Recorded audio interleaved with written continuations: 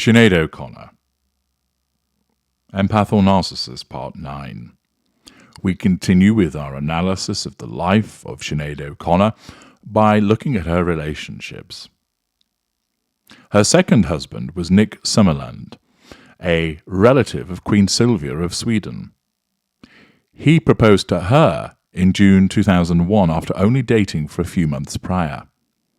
The pair was first introduced while Summerland was working for the Press Association in Dublin. A journalist friend of mine and hers introduced us. We've been going out since February, he told the Irish Sun. I'm delighted, and so is she, he added, prior to tying the knot in a secret ceremony. In August 2004, the writer and musician married in Anglesey, Wales, where Summerland's family lived. O'Connor's wedding to Summerland came after her reported 2-year relationship with diarist Dermot Hayes. At the time, she had 2 children. The couple ultimately split after 11 months of marriage, but kept their divorce a secret at first. O'Connor vowed that she'd never get married again, according to the Irish Independent. Accordingly, they got together in February 2001, got married in August 2004, and then split in 2005. So a 4-year relationship. Not particularly long, and, interestingly, with O'Connor suggesting that she'd never get married again, causes one to query what was the nature of the relationship. Summerland has not stated anything about it. Could it be that O'Connor found herself a victim again of someone that was abusive, or was she the problem that brought about the demise, but, as a narcissist is often to do, believed themselves to be the victim, hence the comment about not wanting to get married again. Next was John Waters. O'Connor went on to start a relationship with Irish journalist John Waters.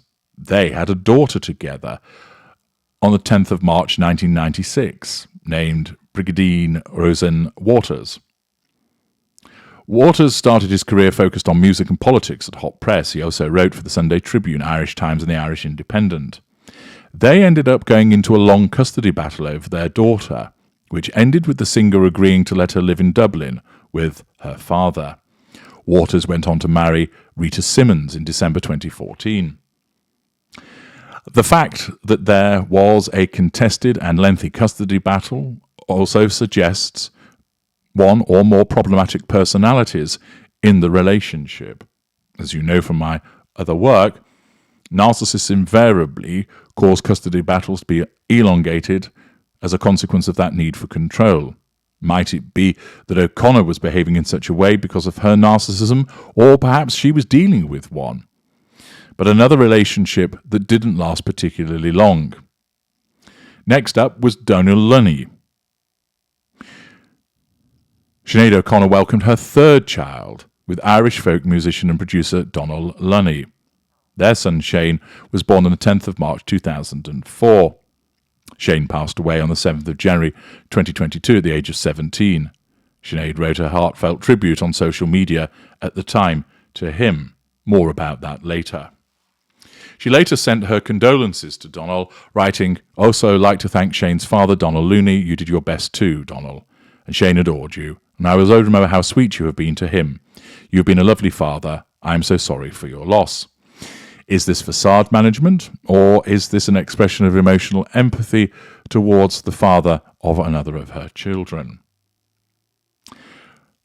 Next we have Frank Bernardio.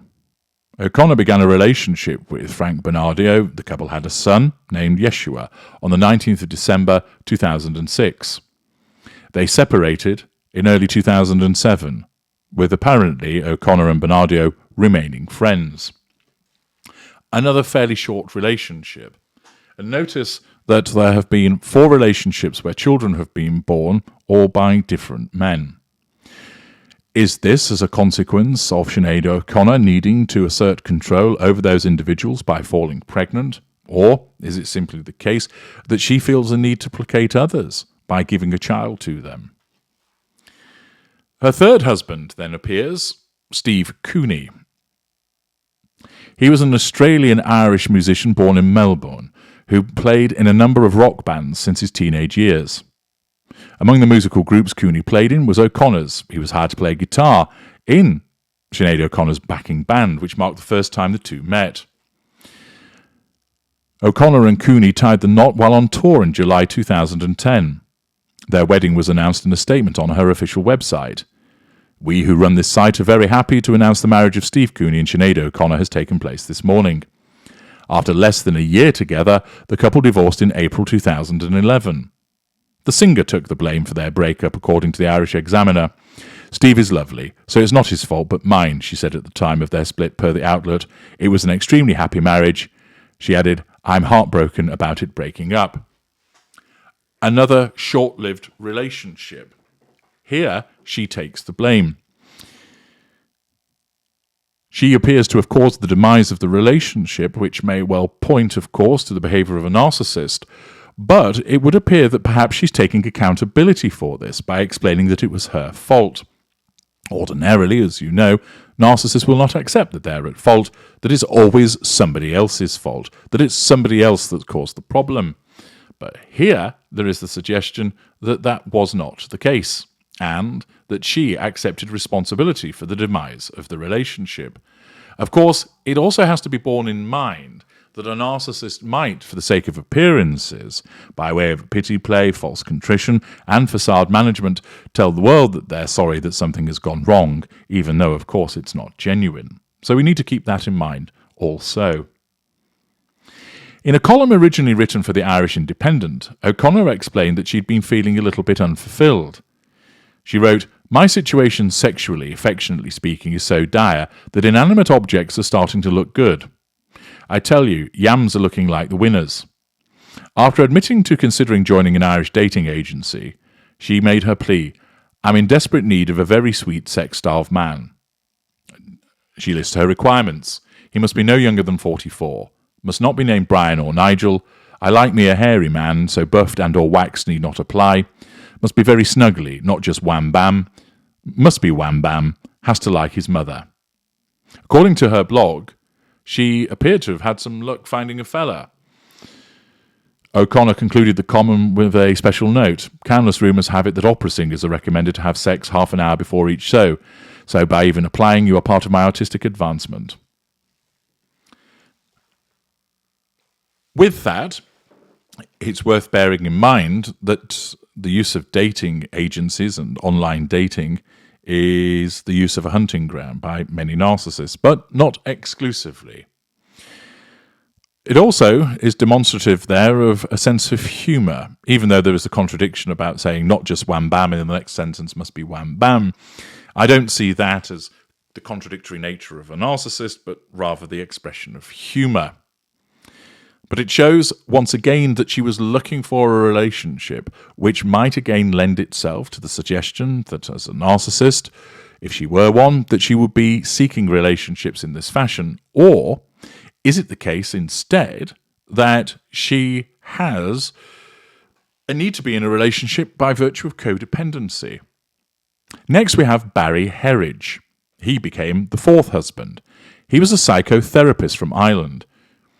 In 2011, the couple wed in a drive-through wedding in Las Vegas on December the 8th, which was O'Connor's 45th birthday. But just 16 days later, O'Connor and Herridge called it quits. The musician broke the news on her website, revealing that her marriage was over. She wrote on the 27th of December, Dear friends, I had, for reasons you will all understand, wished to keep this private, but have been told today it is to be leaked in the next few days despite my best efforts. So I must now leak it myself, so as the record is straight. Just pausing there. Does this need to share the intimate details of a relationship show a lack of boundary recognition? Is this because she needs to nullify a threat to control caused by the leaking? Or is it born out of a sense of being a truth seeker? A strong empathic trait. She continued, From the moment myself and my husband got together not long ago, there was intense pressure placed upon him by certain people in his life not to be involved with me. These were people who had never met me, but had formed opinions of me based on what they read about Sinead O Connor in the media. Entitled as they are to their opinions about me, many perhaps well deserved, there was no righteousness on anyone's part to put my husband through what he was put through as a result of his desire to be with me and to marry me, and as a result of his actually marrying me. O'Connor explained that within 3 hours of the ceremony being over, the marriage was kiboshed by the behaviour of certain people in my husband's life, adding, "My husband was enormously wounded and very badly affected by that experience, and also by the attitude of those close to him towards our marriage." Is it the case that Sinead O'Connor was unfairly briefed against by people who saw her as a problem and sought to warn Mr. Herridge in order to cause him not to remain married to her? Was this an unfair interference within it?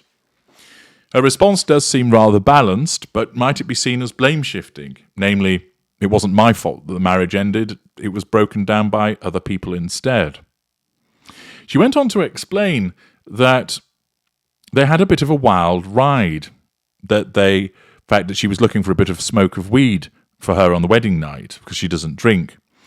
And she explained that following their short time together, she decided that being with me was not going to serve him positively, career-wise or any otherwise. I saw his life leave him because of how people close to him reacted. And I can't take anyone's life. And a woman wants to be a joy to her husband. So you love someone, set them free. Accordingly, might this be seen as emotional empathy on her part with this attitude towards him? However, she went on to state on her website, "He's a wonderful man. I love him very much. I'm sorry I'm not a more regular woman. I truly believe, though it is painful to admit, we made a mistake rushing into getting married for altruistic reasons and weren't aware or prepared for the consequences on my husband's life and the lives of those close to him. He has been terribly unhappy, and I have therefore ended the marriage. I think he's too nice to do so, and too nice to trap." Again, an exhibition of emotional empathy. But following this, just in January 2012, she reunited with her fourth husband after being apart for 11 days following their 16-day marriage. She then professed her love for Herridge on her Twitter account with tweets that read, "Spent beautiful evening of love-making, but we did rush, so we're going to return to boyfriend and girlfriend and be sickeningly happy and go to counselling and move in like a house like you regular people, but stay married and we all in love, so me all happy. Me love me hubby, he love me, God is good." Is this black and white thinking? 1 minute all's well, next it's not. In 2014, it was reported that Sinead O'Connor was planning to renew her wedding vows to fourth husband, Barry Herridge. She made the announcement on her website and tweeted a picture of her wedding ring. She told fans that Barry had moved in with her 2 months ago and nursed her back to health following an illness due to kidney stones and various frights. 2 years ago, I married the right man, she said. However, we did always love each other and marry for the right reasons and have stayed friends and never got divorced, she said. Barry has been my absolute harbour whenever seas were rough, no matter what, and in the last 2 months when I was extremely ill because of kidney stones and various frights, the man moved in here and minded me like I'm a queen, which of course I am, without asking for anything but to be a friend. I'm delighted to want to say, since you'll all notice me wearing a very pretty engagement and wedding ring and may wonder I haven't married a fifth time, Robert Downey Jr. isn't going to happen. My lovely king of a husband has asked if we would renew our marriage vows, she said. Sinead said Barry treats her like a goddess. He is kind and gentle and everything a woman could wish for in a husband, she said, before adding that she has happily agreed to renew their vows. We intend to have a renewal of our wedding vows at some point in the summer, and this time with our friends and family present in a proper fuck-off party. She paid tribute to Dubliner Barry, saying, I owe you my happiness, you're an angel, I'm happiest woman on earth. So there appears to be some push and pull between the two of them, and that when he's there looking after her, she then regards him in a favourable light. However, following this, they split up, and she never remarried. Back in 2021, she confirmed she was single and not looking to get involved with anyone. She explained, the last man that touched my body took out my reproductive system. I've not let a man touch my body in any way since. Quite the roller coaster of relationships, you will agree. And it paints an interesting picture of somebody who often had to be in relationships until the last few years, and somebody that had turbulent relationships. Interestingly, there's silence with regard to what the men have to say about the relationship that they had with Sinead O'Connor. Is this because they just want to move on and move away from what was a difficult period of time? Is it because they decide that they recognize that it's private and, unlike her, don't put it out on social media and on a blog? Is it the case that they didn't see the relationships as necessarily problematic? It's noted that she has remained in contact with people after the relationships. Could this be the hoovering of a narcissist, or is it simply the case that the relationship didn't work out for other reasons, but ostensibly the two individuals still thought well of one another? Plenty to consider. And now we move on to the controversies of Sinead O'Connor in part 10.